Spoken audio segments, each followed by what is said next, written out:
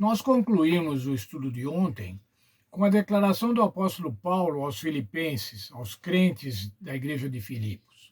Mas essa declaração do apóstolo Paulo, que foi feita primariamente aos irmãos de Filipos, é feita a cada um de nós, é feita aos crentes de todas as gerações.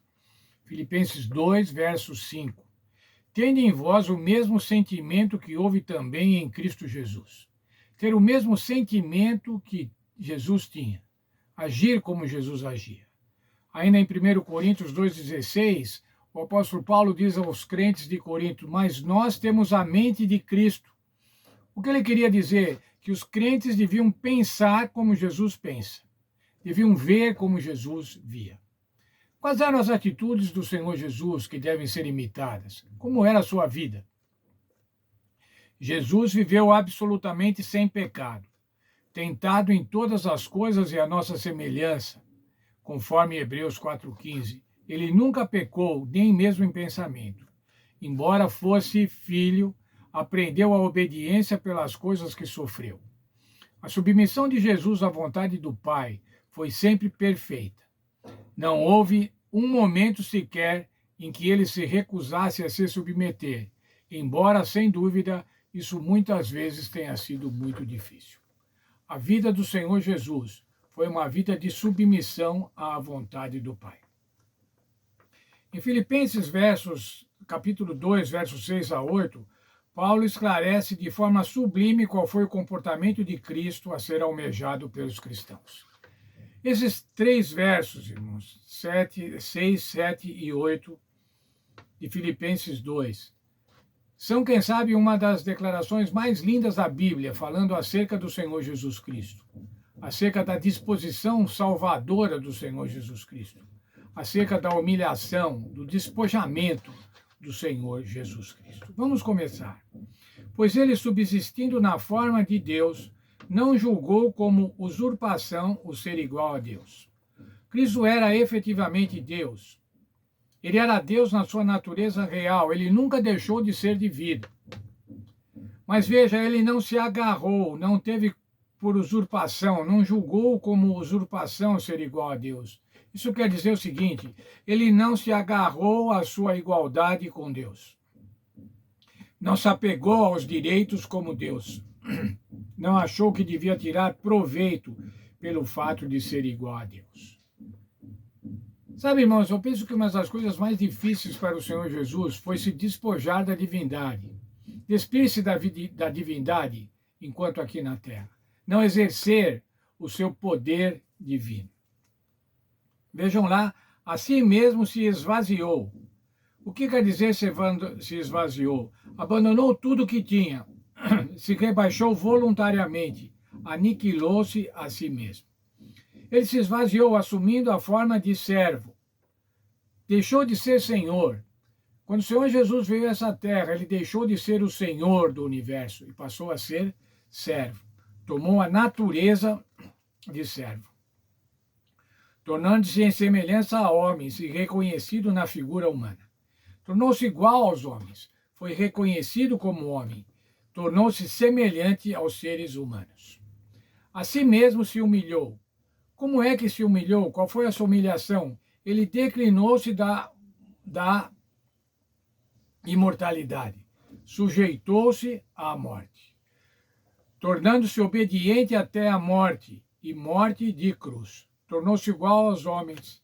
Foi reconhecido como homem. Foi semelhante aos seres humanos. Mas ele se humilhou totalmente. Declinou da sua divindade. Sujeitou-se à morte. E que morte? A morte de cruz. A morte mais abjeta, vergonhosa, desprezível.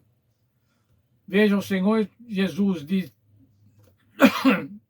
Deus se tornou servo, se tornou homem, sujeito à morte e à morte de cruz. Jesus, que é Deus igual ao Pai, não apenas assumiu a natureza humana, mas se tornou servo, escravo, e se ofereceu como sacrifício pelos nossos pecados. Paulo declarou que ele se fez maldição em nosso lugar, conforme Gálatas 3,13.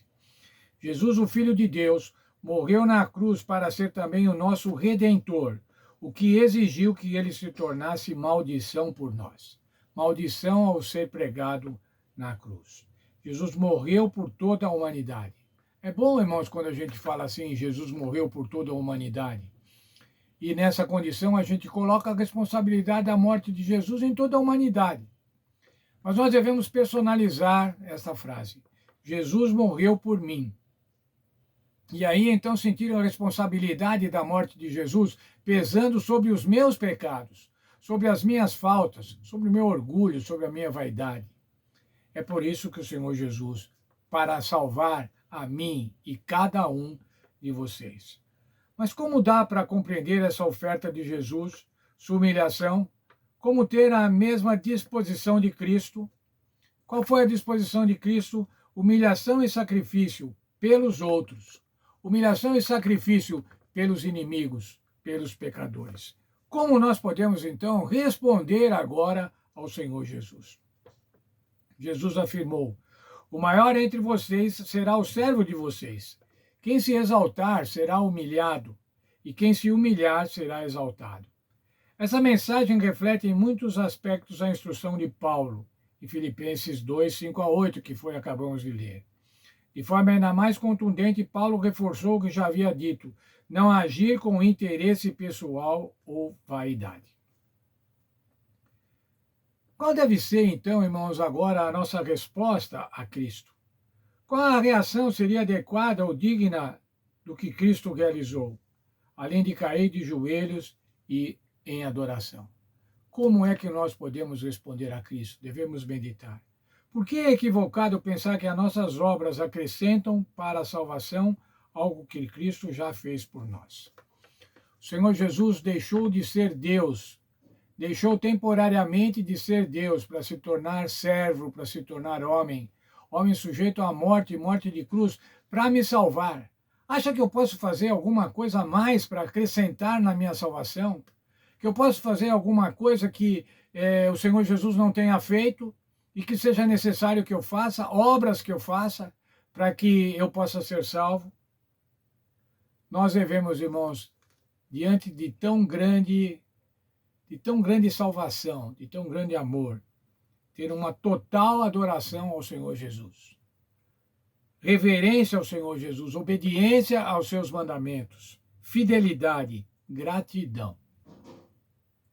Se você ainda não anotou esse texto na sua Bíblia, irmãos, Filipenses 2, o verso 6-8, anote. Leia com frequência esse texto, para ver a disposição do Senhor Jesus e qual deve ser a disposição dos crentes, a disposição dos cristãos, e nós somos cristãos.